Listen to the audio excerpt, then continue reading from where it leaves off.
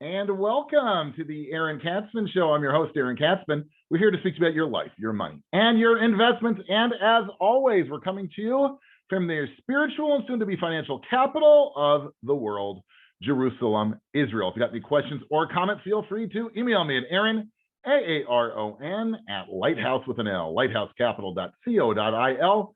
That's Aaron, lighthousecapital.co.il. You can check me out on the web at www.aaronkatzman.com. That's www.aaronkatzman.com.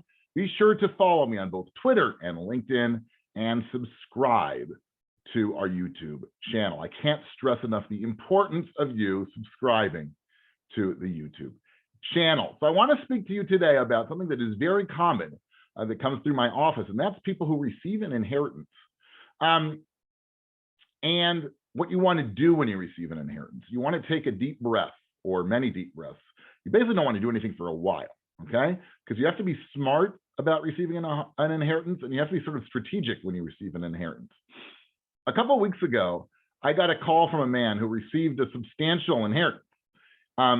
He's retired, and his mother passed away at a very advanced age in her mid-90s, as you can figure. He received about $600,000. He never had anything in the way of savings or pension. He lives in Israel. He's living on U.S. Social Security and Israeli, the equivalent of Israeli Social Security, which is called Bituach Leumi. I started asking him questions, right? It was clear that he needs about $30,000 a year in supplementary income, right? The combination of his Social Security and his Bituach Leumi are not enough for him to make his ends meet. Needs an extra $30,000 a year or so in supplementary income. So after asking some other questions, I told him I think it's doable with the $600,000, that he'll have, from his portfolio, he'll have enough money to generate that money. And over time, right, I can't promise every year, but over time, he should be able to slowly actually grow the portfolio as well. Then he said something which caught me sort of off guard. He says, well, I forgot to tell you that, yeah, I inherited $600,000, but I gave a gift to one of my kids, and I helped another with a down payment, and I loaned money to my nephew to help him start his business. Right? I've got about 400 grand left. So I'm like, hello. Why didn't you tell me that from the beginning? And we could have saved ourselves a lot of time, but no. Okay, well, that really sort of changed things, right? He spread himself way too thin. And I'm telling you, he's probably going to have potential money problems down the road, especially if he needs like a chunk of money, right? If he has to take some money out for whatever health reason or whatever, right? He wants to travel around the world and needs a chunk of money. He's going to be start to eat into principal, and he's pretty young to start eating into principal, and he doesn't have so much. I know $400,000 sounds like a huge amount of money to many people, and it's a substantial amount of money. But when you need 30 grand a year, okay, and you're sort of newly retired, you've got a long time. That's a lot of money. That's that's a lot of money that you're going to need, over your retirement. It's not clear to me, based on his standard of living, that he's actually going to be able to make ends meet in another 15 or 20 years. As I said, I get a lot of calls from heirs, right? They come into money and they need help planning it, managing it, okay? While the above story is a bit, I would say, extreme, right? It's usually not like this. It's sort of typical, meaning the numbers might not be quite as extreme, and the person might not be spread so thin, as in already having given gifts for businesses and loans and apartments and the whole thing. Usually they're still thinking about it, but it's definitely something that I see a lot in my line of work. Dave Ramsey, right? I've quoted many times. For those of you who are not aware, he's a personal finance guru. I'm also a personal finance guru, for those of you who want to know, and I'm pretty much the same. We have the same amount of book sales and watchers to our YouTube videos and our podcasts. We're very, very similar in our reach. Dave Ramsey wrote the following: receiving an inheritance from a family member should be a blessing, but too often it becomes a curse. It's estimated that $68 trillion worth of assets will pass down from baby boomers to younger generations over the next 25 years. and many of those heirs won't know how to put their inheritance to good use.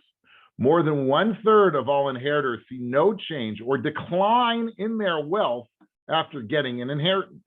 Did you catch that? He says, some folks see their wealth decrease after they inherit a financial windfall. We've seen too many people get an inheritance and then throw it all away. They go on a few vacations, buy a fancy new car, and before they know it, the money's gone and they have nothing to show for it, right? When you receive an inheritance, I can't stress enough the importance to take your time before you make any decisions.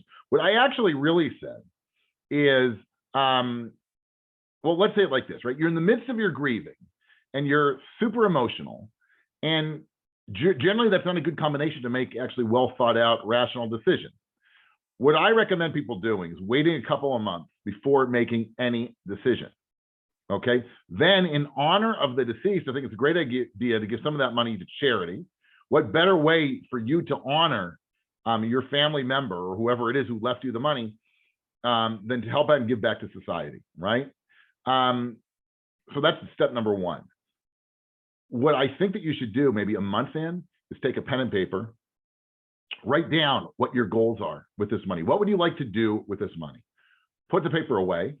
Okay, in another month and a half, 2 months, do the same thing. Obviously, if you're married, you want to include your spouse. Maybe individually, each one of you writes down, your top 5, your top 7 goals that you would like to use the money for. And then, 3 months in, open up your papers, share them with each other, or look at it yourself if you're on your own, and see A, if anything has changed. Okay, and B, start working out if it's feasible. You can ask a financial professional to help you, an advisor, whatever this is pretty commonplace for them. And they can certainly help you out to make sure if you've got enough money to accomplish what it is that you want to do, right? But too often, like I say, people go in and, also as Dave Ramsey said, they buy the car, they go on a fancy vacation, they buy an extra home, and before you know it, they're out of money. They have less money than when they started from. How crazy is that? But that's sort of statistical. It's nuts, and it shouldn't be the case, right? This money, again, is a blessing. It should be used as a blessing for good, whether it's for your own personal good, which is fine, right? Pay down debt, save for the future, help out your children. That's all. Those are all noble goals. If it's to help society out in the form of charity or giving back your time, even better, right? I don't want to sound like the Scrooge, right? There's nothing wrong with enjoying some of the money. Obviously, it depends on your specific financial situation and how much it is that you received. But in most cases, using some money for a vacation or a kitchen renovation or buying a used car, or whatever it is, upgrading your car, those are all fine, right? You're allowed to use some of the money. Not every last penny has to either go back into debt reduction or into savings, okay? You are allowed to use some of the money. I want to make that clear. Be smart, take a deep breath, take your time. Most important, take your time when you receive an inheritance, okay?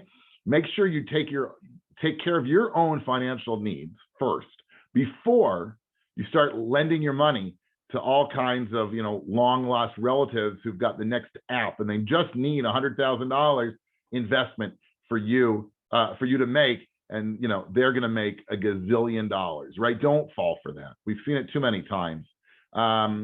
Take care of yourself first, okay?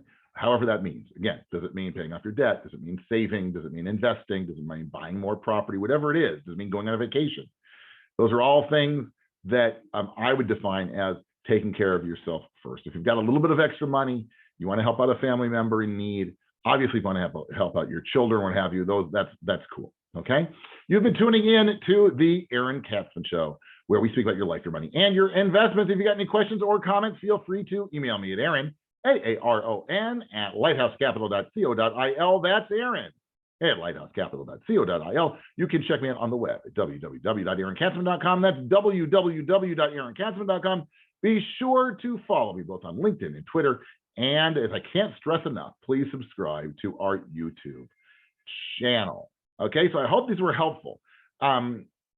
Speaking about what to do sort of philosophically when you get an inheritance or a windfall for that matter, it's really, really important to take your time. Okay, to get anything out of this, the takeaway, as they like to say, from this session is to take your time. Okay, when you receive money. a big amount of money. Okay? Thanks so much for tuning in, and we will speak to you soon.